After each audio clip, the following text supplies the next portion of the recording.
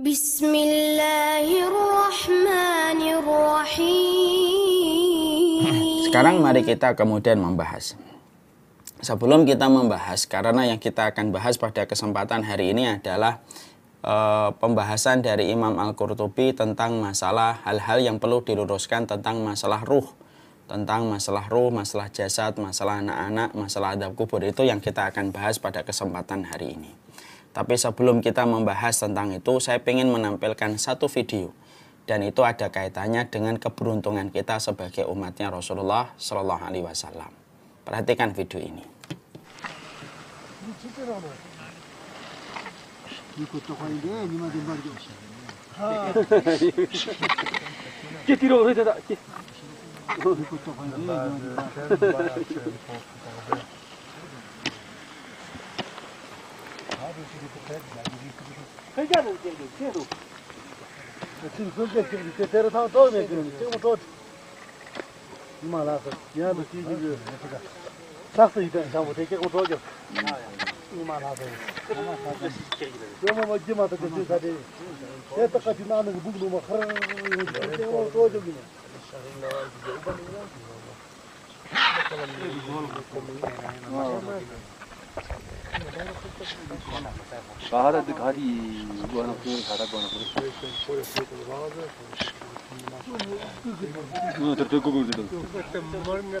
Gak ada soundnya enak.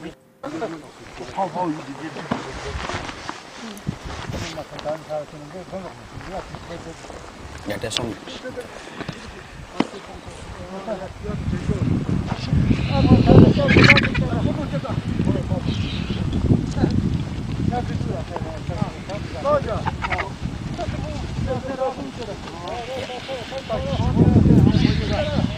Video yang baru saja kita dapatkan ini merupakan sebuah fenomena atau sebuah pemandangan yang kita lihat di daerah Tibet.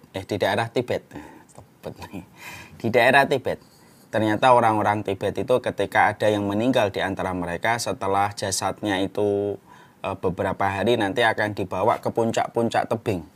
Lalu di puncak-puncak tebing itu seluruh daging-dagingnya akan dipotong-potong menjadi daging-daging kecil sebagaimana yang tadi kita lihat.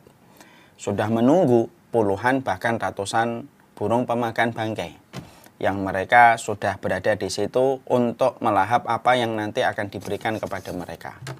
Daging-daging yang sudah dicacah-cacah dari daging manusia yang meninggal dunia, kupingnya, matanya, dicongkel semuanya yang bisa untuk kemudian diambil.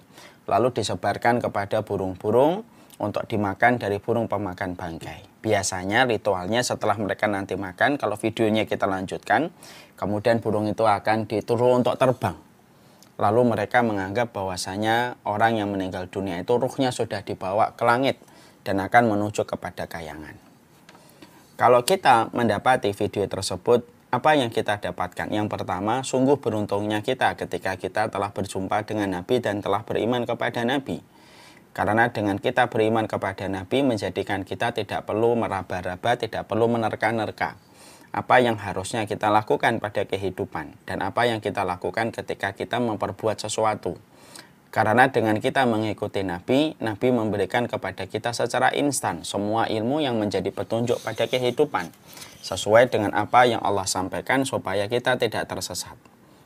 Pelajaran yang kedua yang kita dapatkan di sini adalah bagaimana agama selain Islam mereka itu mengimani bahwasanya dengan mereka itu membakar, dengan mereka itu mencacah-cacah daging, itu bisa menjadikan ruhnya itu bisa terbang menuju kepada tempat keabadian yang mereka imani. Dan tentunya yang kita bayangkan betapa sakitnya badan manusia ketika sudah menjadi jenazah, lalu dipotong-potong menjadi bagian-bagian yang diiris-iris yang kemudian disebarkan kepada burung pemakan bangkai. Maka kita bisa bayangkan betapa sakitnya yang dirasakan oleh jenazah itu, karena orang yang mati bukan berarti dia tidak lagi merasakan, dia masih merasakan. Makanya sampai Rasulullah Shallallahu Alaihi Wasallam mengatakan inna kasra admil mayyiti kakasri admil hayyi. Sesungguhnya mematahkan tulang orang yang mati sama dengan kamu mematahkan tulangnya orang ketika dia masih hidup. Itu ketika kita matahkan tulang, kata Nabi, dia masih bisa merasakan. Apalagi ketika kita mendapati tubuh manusia disayat, kemudian dikuliti, dipotong-potong dagingnya menjadi daging-daging kecil yang tadi kita lihat, lalu diberikan kepada burung pemakan bangkai. Maka inilah yang menjadikan kita memahami, Masya Allah ya, ternyata Nabi itu merupakan keberuntungan besar bagi kehidupan kita. Dengan kita mengenal beliau, akhirnya semua tampak jelas. Sampai persoalan bagaimana memahami tentang kematian, memahami tentang kehidupan pun dijelaskan detail oleh Rasulullah sebagai seorang Nabi dan sebagai seorang utusan Allah. Bahkan bagaimana memperlakukan orang yang mati dan bagaimana sifat-sifat dari kematian itu pun dijelaskan detail oleh Rasulullah supaya menjadikan kita faham. Siapapun yang mencukupkan dirinya dengan Nabi pasti dia beruntung. Tapi siapapun yang mereka tidak pernah mencukupkan dirinya dengan apa yang diajarkan oleh Nabi, maka sejatinya mereka berada pada sebuah kerugian dan kerusakan yang besar pada kehidupan dunia dan akhiratnya. Shalawat kita kepada Rasulullah Shallallahu Alaihi Wasallam.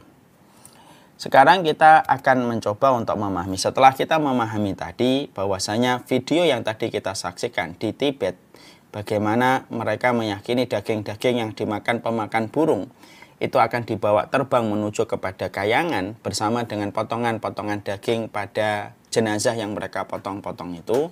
Sekarang mari kita membahas bagaimana sih kita membahas hubungan antara ruh dengan jasad.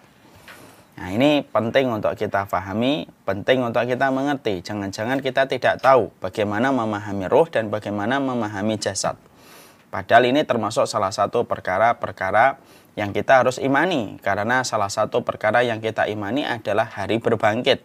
Dan ketika kita mengimani hari berbangkit, maka sesungguhnya salah satu di antara materi dan konten yang termasuk pada keimanan kepada hari berbangkit itu adalah bagaimana kita mengetahui keimanan kita kepada perkara kematian. Makanya ruh ini harus dibahas supaya kita paham, supaya kita ngerti. Karena kita hari ini hidup di antara banyak sekali penyimpangan-penyimpangan dalam keyakinan. Ada di antara penyimpangan itu mereka meyakini bahwasanya ruh itu reinkarnasi. Ruh itu akan pindah dari satu jasad kepada jasad orang lain. Kalau amalnya lebih baik, dia berpindah kepada orang yang lebih beruntung secara finansial dan sosial. Kalau dia amalnya baik pada kehidupan sebelumnya. Kalau kemudian ternyata dia amalannya buruk, dia akan berpindah kepada hewan. Dan ini sering kita jumpai pemikiran yang semacam ini dan banyak orang yang masih meyakini semacam ini. Bahkan salah satu sekte Syiah namanya Nusairiyah yang banyak yang ada di Suriah itu mereka memiliki keyakinan Nusairiyah itu bahwasanya tidak ada hari berbangkit, yang ada itu adalah reinkarnasi. Karena ruh berpindah dari satu manusia ke manusia yang lain sesuai dengan tingkat amalnya, dan kalau amalannya buruk pada kehidupan sebelumnya dia akan pindah kepada hewan. Syukran ya Rabbi, syukran, hadaita qalbi, syukran.